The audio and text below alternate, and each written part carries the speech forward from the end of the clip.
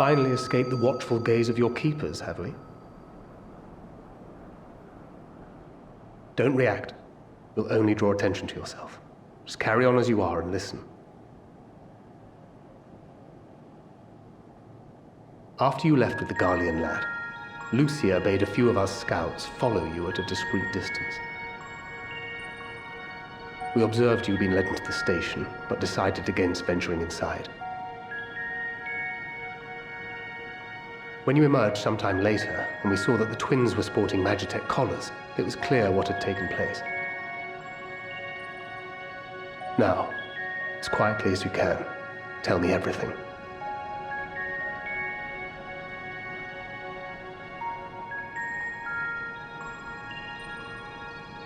The Legatus himself, eh? Now there's a surprise. This is also the first I've heard of a plan to join forces with the 10th and storm the Tower of Babel. An interesting development, and perhaps the opportunity we've been waiting for. Our comrades back at the camp also received some rather promising news, but it's still too early to get our hopes up.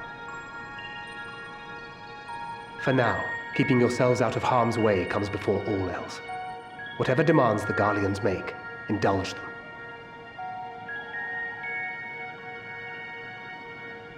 With luck, this will all be over soon. Until then.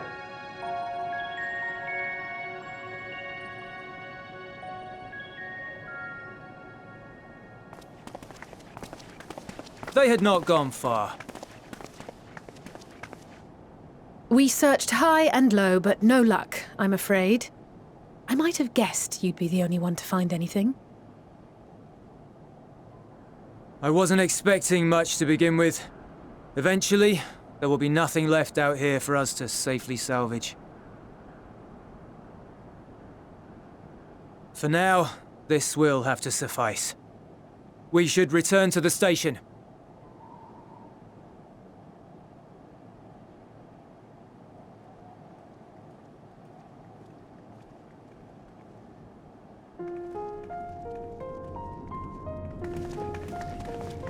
Ah, there you are. Heard you'd gone hunting for ceruleum above ground. Brought back a king's ransom? Hardly. But thanks to these three, we have enough to last a little while longer. Well, well. It's not at all as I was expecting, these ones. For savages, they seem positively docile.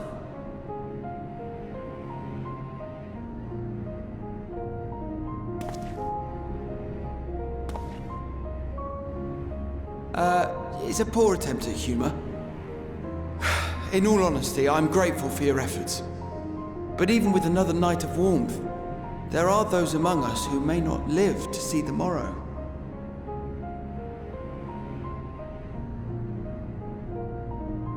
I trust your expedition was fruitful. Lord Quintus!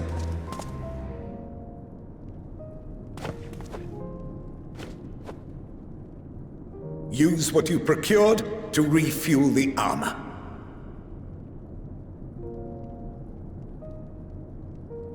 But, sir, what about the heaters for the... Action is upon us.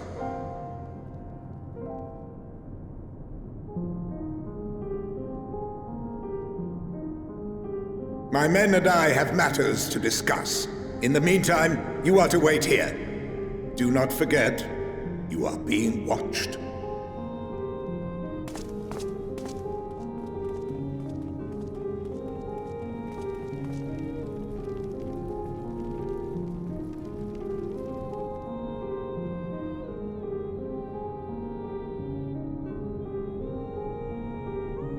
The time for action.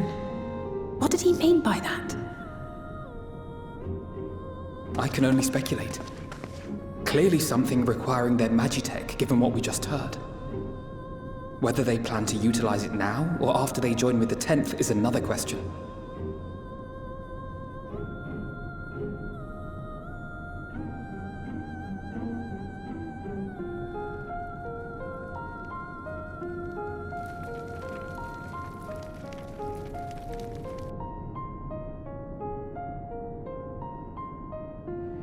Will they ever escape this cold? Return to and reclaim the idyllic spaces of which Eula spoke?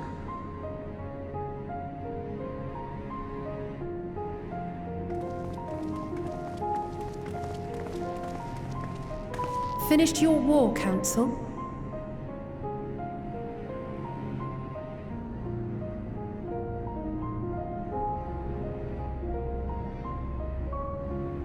Alphino and Alizé are to stay here, as our prisoners. They will be released once your comrades have relinquished their supplies and withdrawn from Garlean soil. Until our terms are met, they will be detained at a separate location.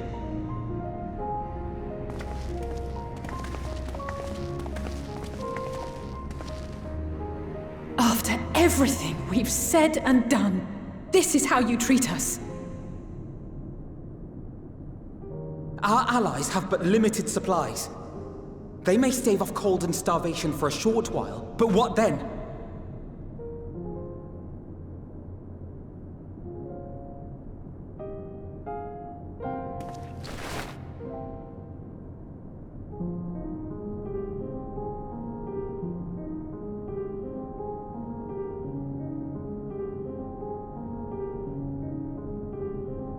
For now, keeping yourselves out of harm's way comes before all else.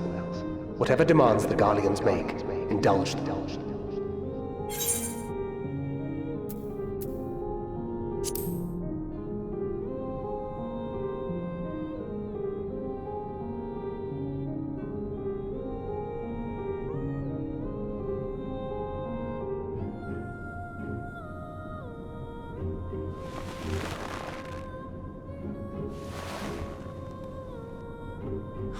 Get them out of here.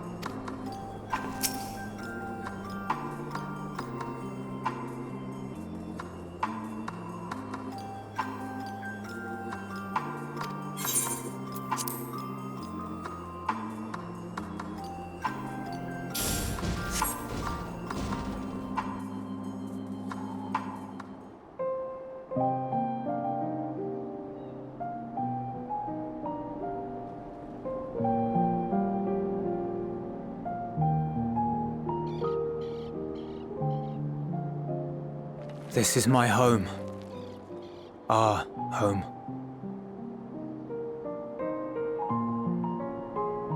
At least it was, until that night. I was with Lord Quintus when the capital fell, and thus spared. My family, who did not own a radio, were less fortunate. When dawn came, I made my way here. My parents, my little brother and sister, they were still inside. But they weren't themselves, and they tried to. And I had to.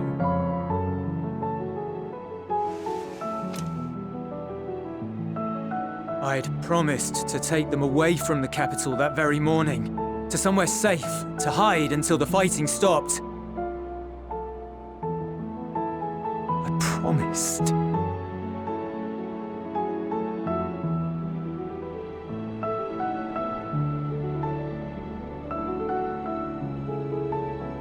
The Garlean flag bears a chain, the bonds between our countrymen. A red link at its center, the blood of the fallen. Our loved ones who lived and died for Garlemald.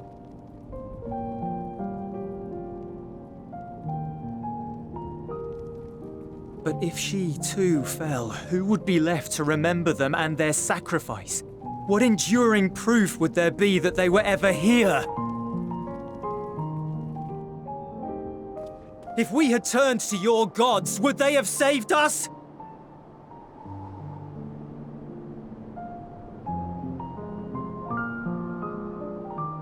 I'm sorry, forget I spoke. We should go.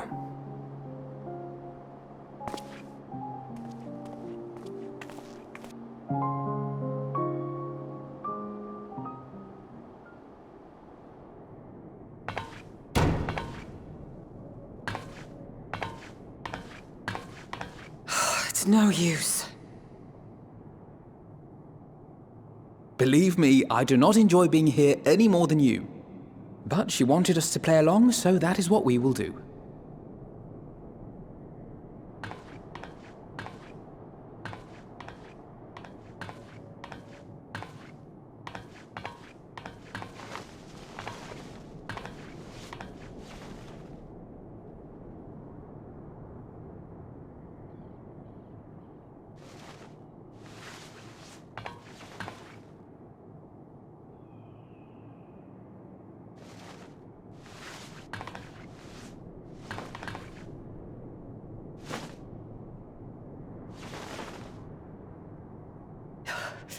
So cold.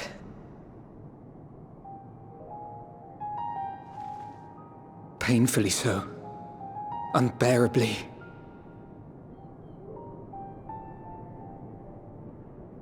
I've been thinking about what Quintus said. About why no one would accept Garlean rule. Irreconcilable differences. When coexistence isn't an option, only conquest remains. Varys at Gimlet said much the same. Only by uniting the world beneath a single standard would we rid ourselves of the Ascians. United as one people, one race cleansed of imperfections. A cold and unforgiving vision. And when we fail to live up to their standards, what place is there for us in their world? But the truly sad, truly frustrating thing is how damnably similar it all is to the lofty ideals of Father and the Forum. Non-intervention. Always non-intervention. Protect our knowledge and our people, and to hells with the rest of you. And yet, I can see how it happened. Varys and Father looked to their elders for guidance and took their virtues as their own. But for this world was of their making. In who else could they place their trust? All of us lost in a sea of chaos. searching desperately for purpose and meaning. But it shouldn't just be an extension of another's. It has to be ours. It has to be. We all have a stake in this world. No one should be silenced. I won't deny that we lack the experience of people such as Father or Quintus. Perhaps they've come to see the world as a series of problems, and the most efficient way of solving them, to reduce everything to fundamental forms. A stone is a stone, a cloud, a flower, no more than that. Simple descriptions that strip the subject of distinguishing characteristics. A man is a man, divided according to race, creed, or allegiance, and to some, defined by such associations. Is that what you think? In my misbegotten youth. But what I believed wisdom was no more than aggressive ignorance. I've since learned to look beyond the banners and the politics, to see people as individuals with their own hopes and dreams. As for my dream of building a better world, well, every day I'm reminded that it is far more complex than I had ever imagined.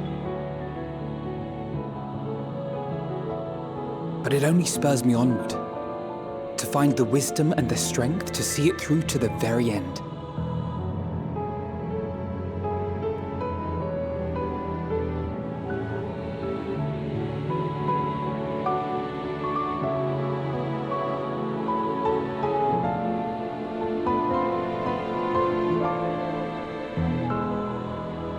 All of our supplies and an immediate withdrawal.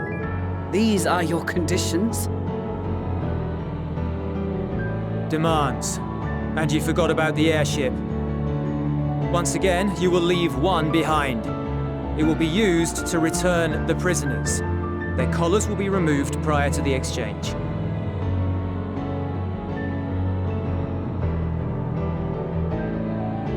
So in the end, not even Father's expertly worded rhetoric could deter you from your chosen course.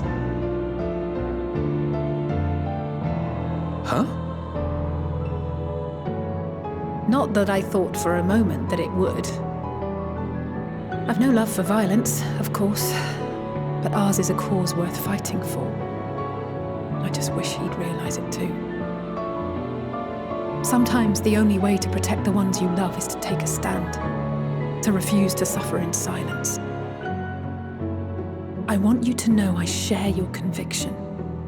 Whether it be on the battlefield or in the debating chamber, I won't back down. I guess what I'm saying is...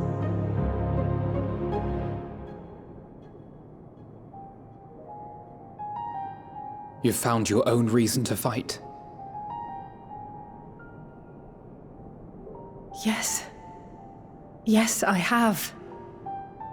God's willing, there will come a day when we can finally lay down our arms, and there will be peace. But not until the Telophoroi have been defeated once and for all. And you, brother, will have a vital part to play. By your words and deeds, you'll lead the way. I pray I am up to the task. There'll always be naysayers. Those who think us fools for even trying.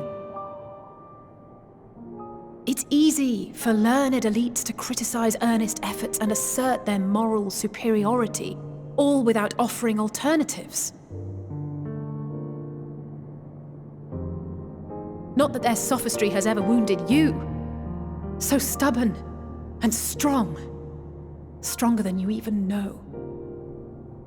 Don't ever change, you hear me? If you stumble, I'll be there to catch you. Or give you a thick ear.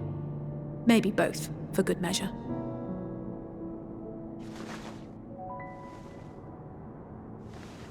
Thank you, Alizé.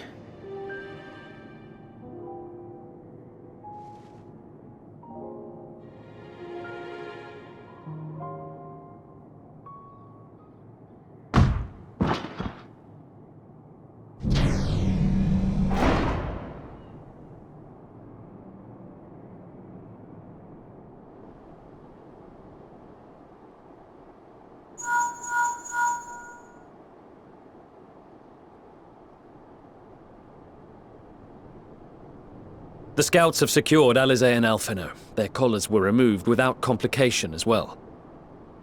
They report no casualties, not for their party nor the guards, who will wake from their premature slumber in due course.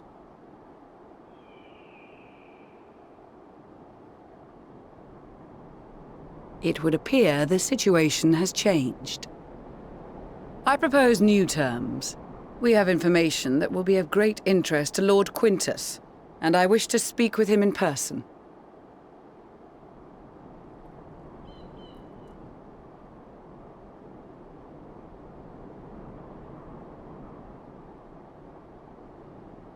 No.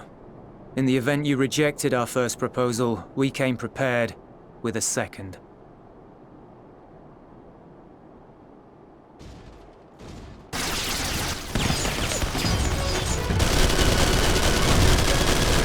Ambush!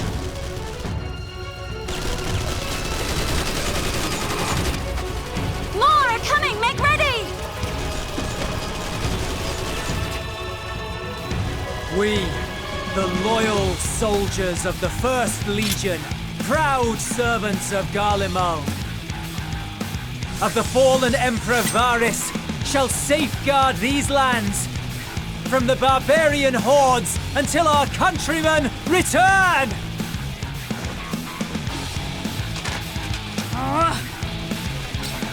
Stop, both of you!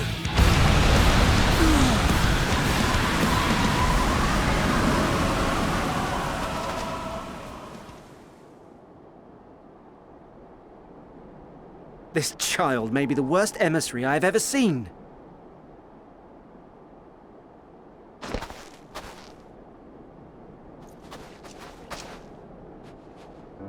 We received an urgent communication from the Grand Company of Eorzea.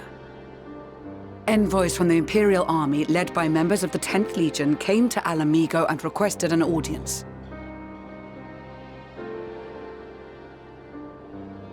They explained that their efforts to coordinate the reclamation of the capital with the aid of the 4th, 5th, 8th, and 12th had ended in failure.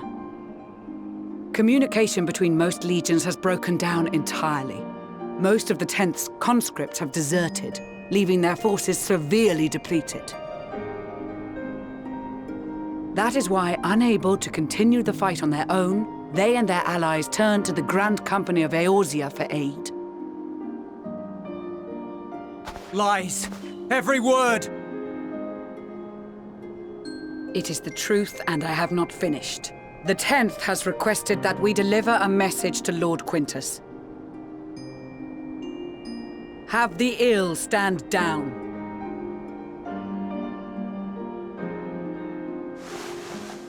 You have been listening, my lord? What are your orders?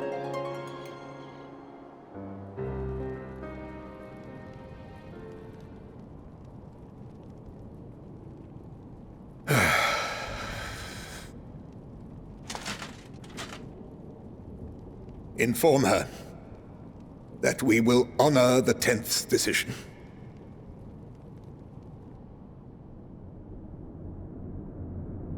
Bereft of hope, and now dignity.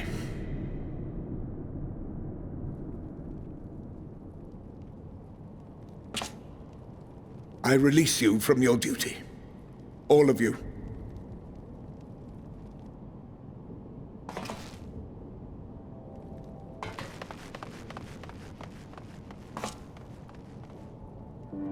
I take solace, your radiance, in the knowledge you are not here to witness our debasement. 'Twas a grand, glorious dream we shared. Of a world united, of peace and prosperity.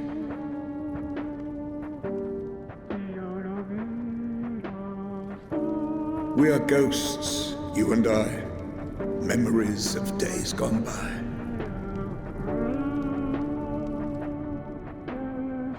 Bonds forged in blood that I will not see tarnished.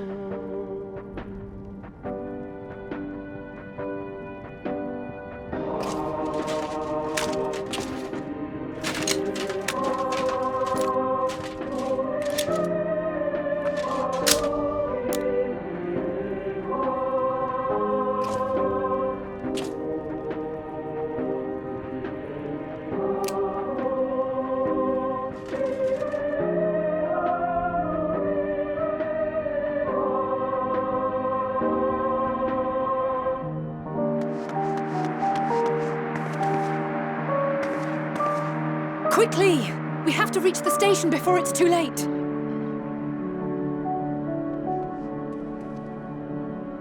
If there is still a chance that Quintus will agree to a truce, we must take it. I just hope we get there before he and his men do something rash.